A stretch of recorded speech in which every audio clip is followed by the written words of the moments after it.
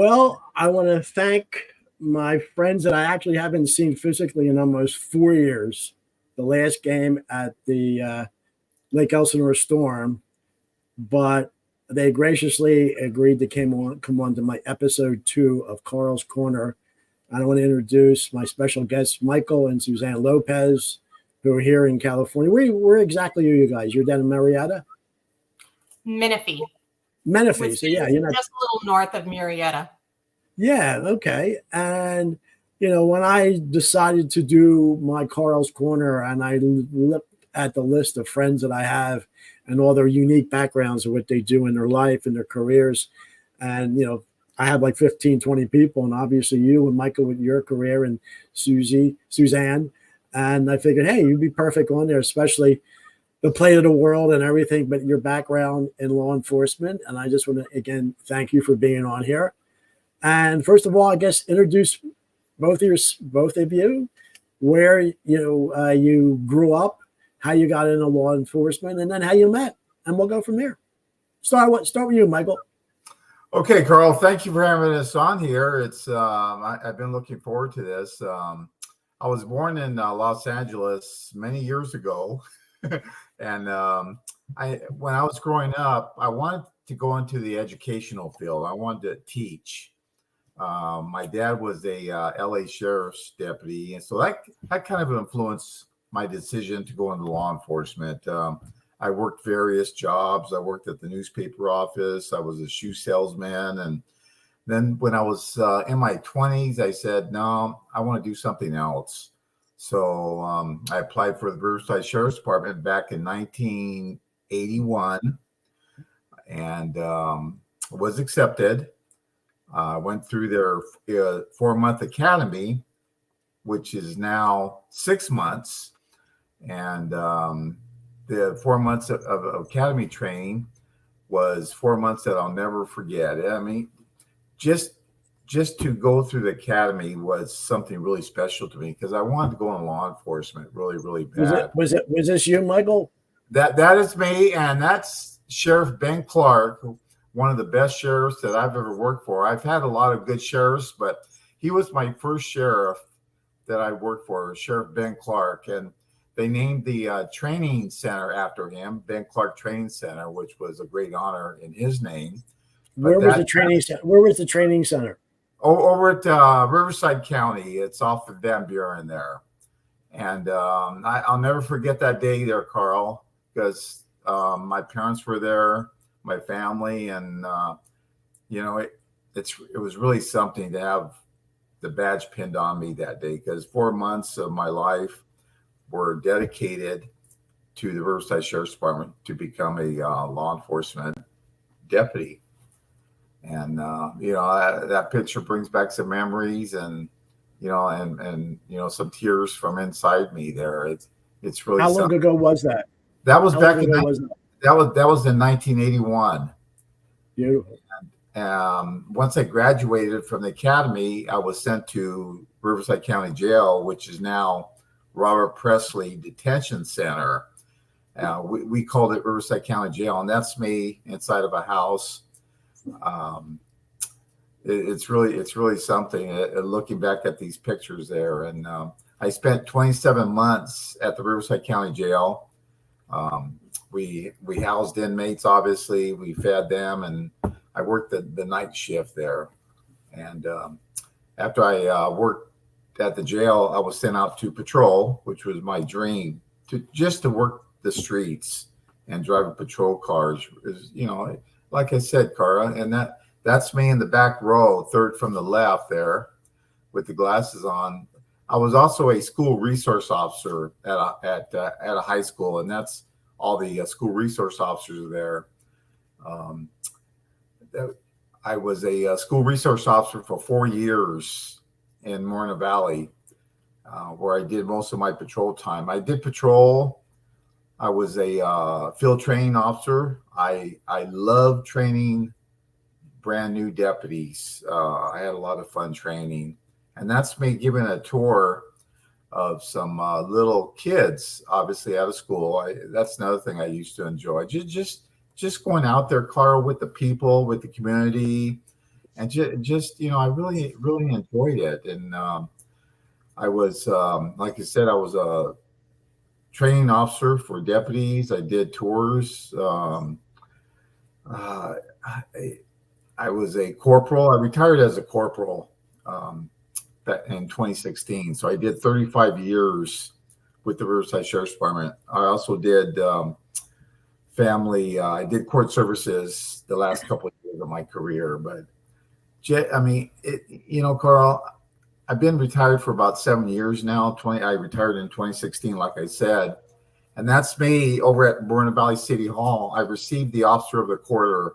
The Moreno Valley used to give out Officer of the Quarter to deputies that exemplified and really showed other officers, the department, of what kind of person you were. And I was a corporal there, as you can see the 2 stripes on my arms there. And right. Law enforcement has changed, Carl. As I look back, I see on social media all these officers that are getting pretty much assassinated. And I'm sure there were officers back then when I was working in the early 80s that were getting hurt or killed. But nowadays, my heart breaks for these officers that are being shot like every other day. I read about these officers walking up to a house, domestic violence, and the husband comes out and just starts shooting. I could be wrong, but 35 years. I'm basing my 35-year career on what I did back then and today. I would get a call of a domestic violence, and I don't remember the husband coming out and wanting to kill the police officers. Now you hear about that every day, and my heart breaks for these young police officers. Michael, I have to say that it's a term that we use for our military. Thanks for your service, but it should also be for law enforcement, because people have no clue. They're always trying to say, I hate to use these cliches, what's coming up, toxic masculinity and all this other stuff that's going on in the world. But when they're in trouble, what do they want? They want that male or female there as authority to help them. But where our society is going is a whole nother thing. And I have a friend who's actually a cousin whose husband was in law enforcement back east. And before I moved out here 5 years ago, he only had like another 2. And he says, my last 2 years can't come soon enough, because he was able to retire within 20 years. And he couldn't wait to get out, because even little suburban New Jersey was getting insane. So, yes, I sympathize. And I know you have ties to Philadelphia, Carl. And I just read, 3 or 4 days ago, 3 officers were shot back there. 3. And it's a war, Michael. It's a war zone, and I hate to say, I have a sister that still lives there in the Italian neighborhood that used to be really a wonderful neighborhoods back then. That you see them, from the early, when my grandparents grew up and my parents grew up, they were pretty much safe. You go to the market, whatever, because I hate to say, look, I'm an Italian descent, and they say certain things about certain groups of who we associated with. But there was not that kind of crime. We took care of ourselves, and something that needed the police, okay, they came later. But nowadays, that level is no longer existent. And it's like they call it the Wild Wild West, but it's now the Wild Wild Country. No, I totally agree with you, Carl. And I look back at some of the laws that I was enforcing compared to today, domestic violence. Back then, and I hate to use this comparison because, obviously none of us condone domestic violence and husband beating up the wife. But back then, if we got a call of a domestic violence, we went to the house, we told the husband or the boyfriend, don't do it again, and we left. Nowadays, it's mandated that, when I was working, it's mandated that the husband be arrested. So, the laws have changed. Good and bad, Carl. Drugs. If you're in possession. I was just going to bring that up. It was not only the alcohol, but it's the drug, but the proliferation. I grew up, we're all right, Michael, we're a little bit about the same age. Remember the war on drugs? How's that Yes. turned out? How's that Yes. turned out? Yeah. I I look back every day, Carl. I mean, it's something that, to the day that I leave this world, it's something that I'll always remember, what we did back in when I was started and nowadays. And I hate to sound redundant, but I feel so sorry for these officers that are working today because their hands are tied.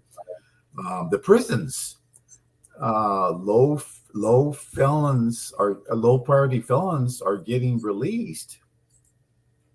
So, Carl, I mean, I look back to be redundant, and it's changed so much. Well, and it's a shame it's not for the better. On a lighter note, Michael, personally, you have on your Facebook page, which you had the picture of Jimmy Page. You're a big Zeppelin fan? I love Led Zeppelin, Carl. I've seen them many times. I do have a I don't want people to think, oh, he's all law enforcement. Well, I am, but then I also have a weaker side to me. I love Led Zeppelin. I love Jimmy Page. He's my idol. I have tattoos of Led Zeppelin on my arms. I first saw Led Zeppelin back in 1969 at the old Swing Auditorium in San Bernardino at front row center seats. And that's probably why I love Led Zeppelin. I used to use the word love with the group, but I do have a soft side. Well, Susie I think that's the other thing that we both grew up in. Even though the world was insane out of its mind with assassinations, but the 60s and 70s still had some of the greatest music out there. Deep Purple, Black Sabbath, and they just don't have groups like that today, do they? I mean, these 13 and 14-year-old teenagers, you know who they listen to? The Beatles, Led Zeppelin.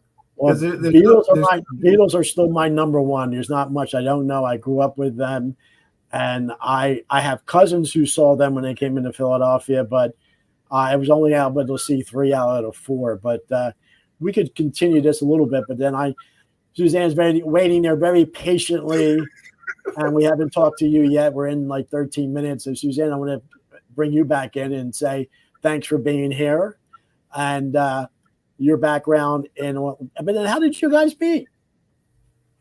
We actually met online. on the computer. Yeah, on the computer, not knowing that he was in the department at the time. And then once we actually met each other, then we discovered that we both worked for the same agency. He in Moreno Valley and I was in Riverside. Interesting. So it was just kind of a funny thing. And we've been married for 23 years. God bless. That's great. So how did you get into law enforcement? What's your background? My mother and my sister both worked administratively for San Bernardino Police Department. And in all honesty, I wasn't looking to get into law enforcement. It just happened to be. And at the time that I was applying for a position, it was an office assistant position. And Riverside sheriffs were the first agency to pick me up as a clerical office assistant. And then honestly, I wanted more money down the road, and I applied for a community service officer position, and that is what I got promoted to in 2000. I started in 92, worked clerical till 2000 in sheriff's personnel. And then in 2000, I was promoted to a community service officer, and I was reassigned out to the Temecula Southwest area. And I've been there since I retired September 1st of this year, a month ago. Yeah, I'm just saying, when I saw this picture, I said, nobody wants to blank with you with that. No. That arsenal. The great thing is, since coming out to Temecula in 2000, I have pretty much spent the last 17 years on specialized teams. So being our special enforcement team, our problem-oriented policing team, and then community services. And so that picture that you saw me carrying that firearm, that was from a search warrant. And I've done hundreds of search warrants and specialized operations. That was found in Temecula? That was found in Temecula. Wow. It's interesting that I have a little part-time job and security. It's Securitas, but it's basically you're there to just to observe and report. And on Thursdays, there's a Reliance Church. I'm sure if you've been through Temecula, that is there. So I do there on their Thursday nights. They have their women's Bible studies. And it's only for an hour and a half, but you have to be there 4 hours. And I'm like, why would you need a guard at a church? But then we realize what goes on in some of the churches. And speaking some of the people, and now on today's Sunday, on their Sunday services, they have plain clothes that are actually parishioners, but they're just like you, Michael. They're retired law enforcement packed with guns just in case. And I'm just surprised, like, oh my God, like, yeah.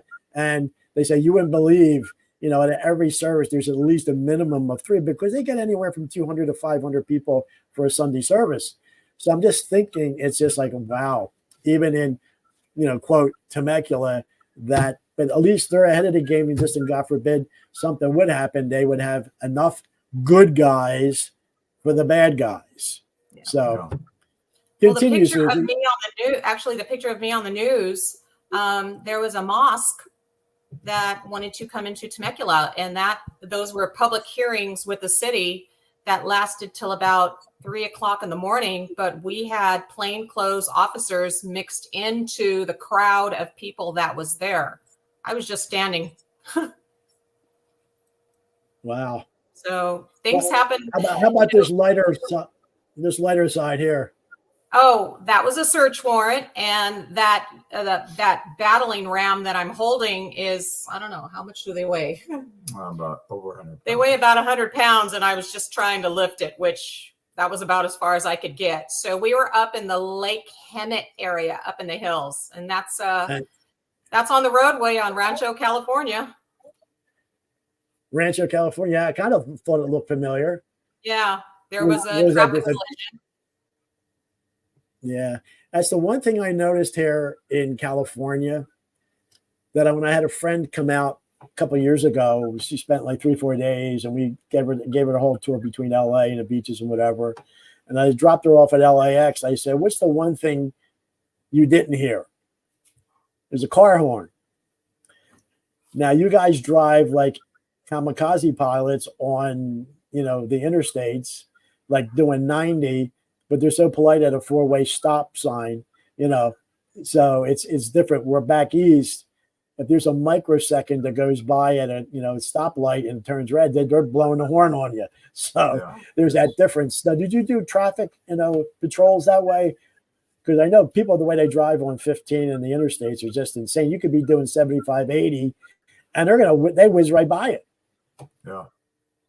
So I did traffic as working on a team. When my team was a little busy, I would occupy my time. And if there was a traffic collision that I could assist on, I would go out there and help. And basically on the roadways within the city. The highway is CHP, but we assisted CHP if they needed help with anything, road closure or even freeway closures because of a large collision on the freeway. They didn't need any more traffic coming onto the freeway, so we would assist in any way. And I'm Mikey in Moreno Valley every day. Yeah, I worked traffic for about a year in Moreno Valley, but yeah, nowadays they have specialized teams. They have the reconstruction team that goes out and handle fatal accidents. Traffic is a special breed of deputies. You have to really be in the traffic. I was mostly into the patrol, Carl. So, but I did do some traffic out in Moreno Valley, where I spent most of my career. Well, I just want to bring up a little detective. Evidently, your video feed is jumping a little bit, but your audio is fine. So I'm just going to keep it good. It's just the way this technology works or doesn't work sometime, but you're still there as a screen. So, Okay. we could continue. But Mike, and both of you, where do you see the way the current state of the country, the world, and when defund the police came out, and then now with a senator in Washington D.C. was carjacked, and you think it's going to get back to, because when I grew up, my father said you never talk back to a police officer. When they stop you, you say yes sir, put your hands on there and do what they say. Now, as you say, Mike, they want to be confrontational, that you're stopping them because of some kind of injustice that you feel you want to put on that person. Where do you think this is going to lead? Carl, again, as I look back and I see social media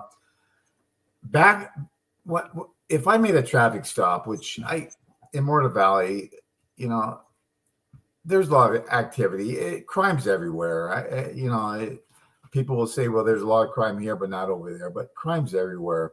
If I made a traffic stop, people were respectful to me. And, I'm on the premise that you treat someone the way you want to be treated. I've been cussed at, spit at, but yet I treated them with the most utmost respect. I went up to a driver. How you doing? My name is Corporal Lopez. I stopped you for this, this, and this. And most of the time they were polite. Nowadays, if an officer makes a stop, and I'm not saying on every stop, there's good and bad people, just like there's good officers, bad officers, there's good doctors, bad doctors, and I could go on and on. But nowadays, if an officer stops someone, I stopped you for this. Can I see your license? These drivers are now saying, no, I'm not going to give you my license. And it wasn't like that. But go ahead, Carl. No, it's funny. Like they're going to say, no, that's the first thing, in all movies, it's drivers and registration and insurance. It's like, no, you're not going to give it to them. Yeah. And I'm sure there was refusals back when I was working, but the people that I stopped were very, very cooperative with me nowadays. And that's why I feel so bad for these officers. And I hate to keep sounding redundant about that, but, an officer makes a stop on someone. I'm not giving you my license, officer. Well, I stopped you for this, or this, or whatever the reason was. I asked Carl, where are we headed to in this world of law enforcement? And right now, the pendulum is off to the left, in my opinion. And I'm not sure if we're going to go back to the right side of the pendulum. And it just sounds so cliche, because I think we're still on the left side of law enforcement. It's not good. I support law enforcement 100%, obviously, but I don't think we're headed back to the right side right now. Anyway, I'm hoping we will. Go ahead. Yeah, it's interesting. I think 2 Saturdays ago, when I was coming back from a different location, and it was like right around 10 o'clock, and I think they did one of these checkpoints for DUIs. Yeah. And I think I was in I don't know, I forget where I was. Yeah. But okay. And then you gotta go one lane and whatever. And so what I already did, because I still have a New Jersey license, because it was still cheaper to get a California license to renew my Jersey license, because it was only $25. So when he asked for my license, I said, officer, I still have I prefaced them. I still have a New Jersey license. He kind of looked at me and go, really? Okay. He looked at it. He said, okay, enjoy your day. So, but I gave that to him ahead of time, rather than him to look at it and say, well, this is New Jersey. I let him know. Yeah. Who's your buddy there? Simba. Right. So yeah, Michael, I think having you guys on and having the years that you have down the road, if you have people that you talk to, this would be a good venue to continue. This is not like a one and done that we're going to be talking today.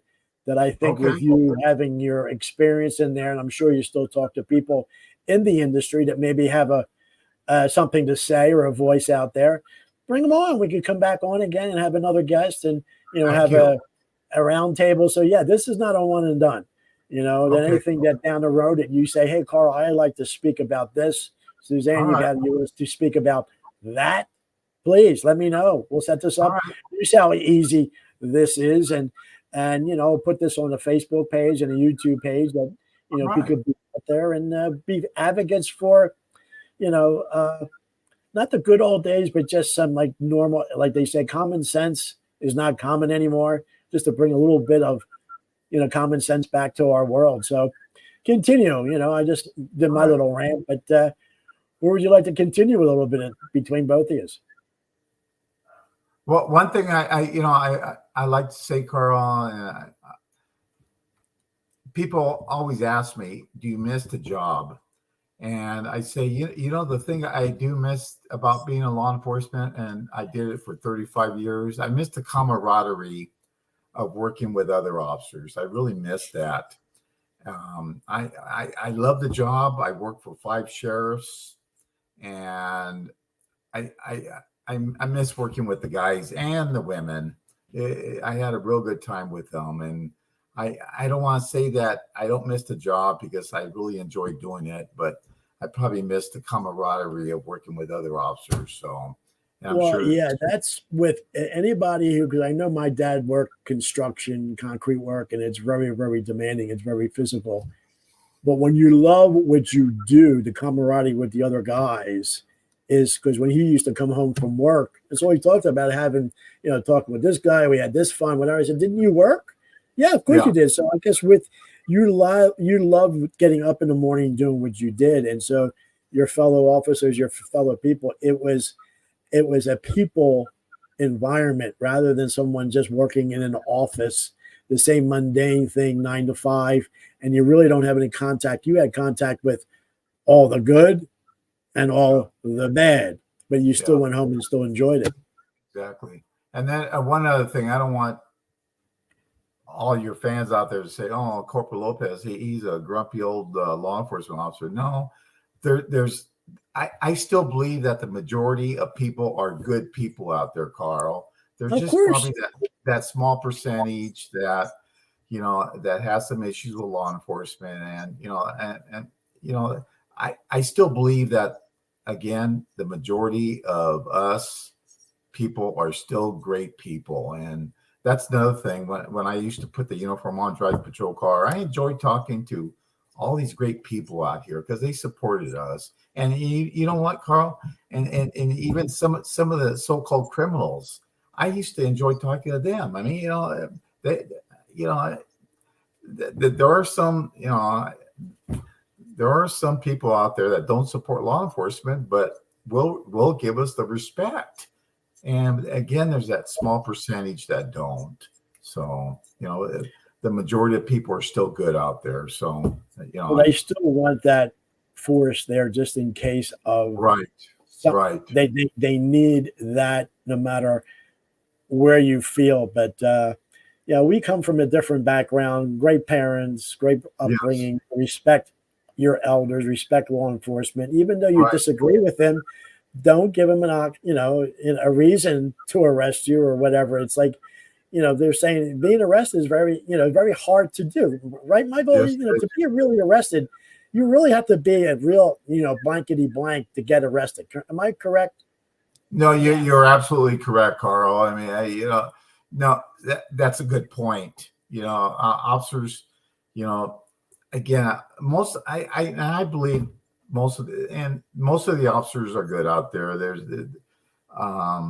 I don't want to go into personalities. We all have different personalities in every field: doctors, judges, lawyers. But in my opinion, the majority of officers are good.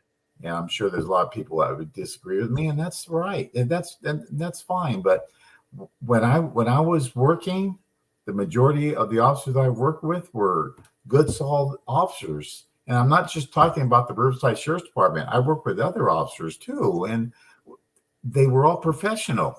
And again, there's good officers, bad officers, good judges, bad judges, and I can go on and on. But the majority of officers are good, Carl. So, and thank God for that, because And I think me as a regular person, every once in a while, that people who are in the trenches every day, I think it must have been a couple of months ago, and in passing, I think I was going to a Jersey Mike's and they were coming in for lunch too. And I just gave them a heads up and, thank you for your service too. And just to give them a little thank you, you see a smile on their face and realize they go through anguish all day, but just someone just appreciating what they do, not to be offended by their presence. Because, you hear some places, they go into a Starbucks or whatever, or they will refuse their service to give to the police officers or whatever. Are you kidding me? The one thing I know, I have to give a little short story that in Philly, I grew up one block from the original Philly cheesesteak Pats. And it's a, kind of gritty neighborhood and whatever. And, they have like the steak Nazi if you don't know how to order the steak correctly. But then, there's a line and then there's one or two officers and you could tell there was something going on in the city that night. They just came for a break. And the guy at the line said, "I'd stop everything." He said, "Well, officer, what do you want?" He gave him their steak, no charge, whatever. So it's not all bad. It's still good, but I think the bad is getting more publicity than it should. Right. I agree with that. If I went into a restaurant when I first started working or a convenience store, they welcomed us. And like you said, nowadays you hear, "No, we aren't going to serve you because you're wearing a uniform or you have the gun on." It didn't happen back then. So, but then if something happened to their store, who first of all would they call it? It's like ridiculous. Law enforcement, of course. And you know what, Carl? And these services that are refusing officers will be doing their job, and they will get there to help these people, even though they've been refused service. I mean, and that's what bothers me. We will still be there no matter what. Cuss us out, refuse service, spit on us, but who's going to be there? The law enforcement officer will always be there. Yeah, Suzanne, you're talking too much. Sorry. Just my 2 cents about the whole thing. There's good and bad in every profession, and like Mike said, how he respected everybody. I actually had guys thanking me when I'm taking them to jail because I would give them the respect. The second they disrespected me, then it was over. And then I would just shut down verbally and not say anything to them and keep it all strictly business. But they want to chat in the back of the unit on the way to the jail. And again, the minute they disrespected me, I was finished. But a lot of them would say, "Hey, I appreciate you being so nice," and I'm thinking, "Dude, I'm taking you to jail." Okay, But and I don't know if I made this clear real quick. Mike was a sworn officer, an armed officer. As a community service officer, I am not armed. I do not have a firearm. And she was not sworn. I was non-sworn. So okay. I didn't know that. I didn't know that distinction.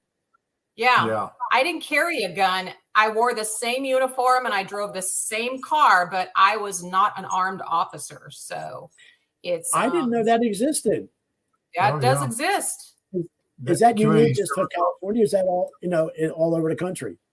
Yeah, it's pretty much all over the country, and you get your community service officers, and they're the ones that handle all the nitty gritty stuff, all the non-emergency calls that happen, the past calls. For instance, somebody broke into my house 5 hours ago. Can you come out and take a report? Yeah, okay, then that's what we do, and assist with traffic control. And then again, fortunate enough to get on a specialized team. And you book evidence and you process a crime scene and you photograph. And that's what I was doing over the last 17 years. A community service officer, Carl, like Susie, very, very valuable because they would handle low priority reports, transport, which would relieve the sworn officer like us, like me and other officers to handle higher priority calls. Correct? I mean, correct. Yeah. So, they would handle traffic. They would block streets, which would allow the officer. Scene control. Right. So, as they say, you learn something new every day. I didn't know there was that much. There was that distinction between. I thought you all were the same, Oh, and no. you had, were armed and whatever. No. No. But that's something to understand. So, but I think we just scratched the surface today. There's Okay. much more in depth in certain other realms about this that, like I mentioned, if you have anybody on here, and this will be, recording this now on Sunday morning, and I'll probably look at this and edit it and maybe broadcast it maybe beginning of the week on the Facebook and my YouTube page. But then you can spread the word, and then anybody else who would like to come along on here and down the road and speak of a certain incident or something. Okay. Here's your forum, guys. It's wide open for you. But anything, and we're 36 minutes, and maybe in closing for the next 4. What do you think? Maybe we could do. We could, end this with some kind of positive note. I just, like I said, I don't want people to think, it's changed that much. I support law enforcement. There's good people. The majority of people out there are good, very respectful to law enforcement. I believe people support law enforcement, very, very cooperative. There's just that small percentage. And I'm hoping law enforcement goes positive. We're a little bit maybe on the negative side right now as far as Mike, do you think it's the media that's really made it seem worse than it is, or is it really that bad? No, I think it's a little of both. Media hasn't helped. There's good people out there. There's good law enforcement and bad law enforcement, but the majority of officers are good. Like I've been saying, I support law enforcement. I know Susie does too, and I'm hoping we go more positive in the near future, and officers don't get hurt like they are now. So yeah, I think the media has definitely tainted law enforcement. I mean, the media will only show maybe one officer involved shooting, and now everybody thinks that all officers are out to kill you from the get-go. And that's officer, you just want to go home at the end of the night to your family. That's the goal. And and Mikey, being a sworn officer, every night when he went out to work, and he worked the nights, which in my opinion was the most volatile. I give him a kiss goodbye. I tell him I love him and hope that he came home that next morning, because you just don't know. His goal was not to go out and kill somebody. No. His goal is to come home at the end of the night. Yeah, but what other endeavor and occupation could you have that? True, anything can happen with anybody because of an accident or whatever. But as a police officer, there's always that remote possibility that could happen.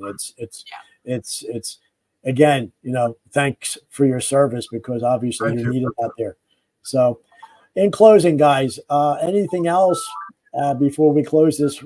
Memorable. I think very positive. Second edition of KARLS Corner with my special guest with you guys. No, I really appreciate this, Carl. It gives Susie and me a forum here to voice our opinions based on our experience. And I think that'd be great to have. I know a lot of retired police officers that would love to come on your forum here and voice their opinion too. I mean, and not just, retired. How about some current ones that are going through it on a daily basis, and they can see, that are in the trenches. That would be interesting too. Sure. No, that'd be great. We can set that up. That's fantastic. So, all right. Anytime you will be producers on this end of it, because you guys will be my law enforcement, producers, and then I have other people in entertainment who are radio DJs and some entertainers for food, for other things. But I'm going to have on KARLS Corner here like a dichotomy of all different interests and businesses. But I think it's going to be, in that regard, so really good. So, guys, anything final thoughts before we wrap this up until the next time? Susie, you could start. I appreciate the opportunity to do this. It's been a first for me, so I thank you very much. Yeah, I agree with Susie, Carl, because there's not too many podcasts like you that support law enforcement, that gives the law enforcement a chance to voice their opinion. It seems like it's always negative, but I think this was positive for us. Well, I think maybe my background, my age, we, grew up respecting authority, elders. So maybe we could bring this out there to the masses out there. So, Sure. yeah. So in closing, I want to thank you guys again for coming Thank on you. here. It was really informative. And I know we have still a lot more to talk about, not just Yes. today. And thank you for being on actually episode 2 of Karl's Corner. I appreciate it. And then, like I say, and anybody who's watching, you can see down the little scroll down below, like, subscribe, and comment, even though we are taped, but you could still put a comment down later on as we broadcast, probably maybe beginning on Monday or Tuesday of this week. And we'll go from there.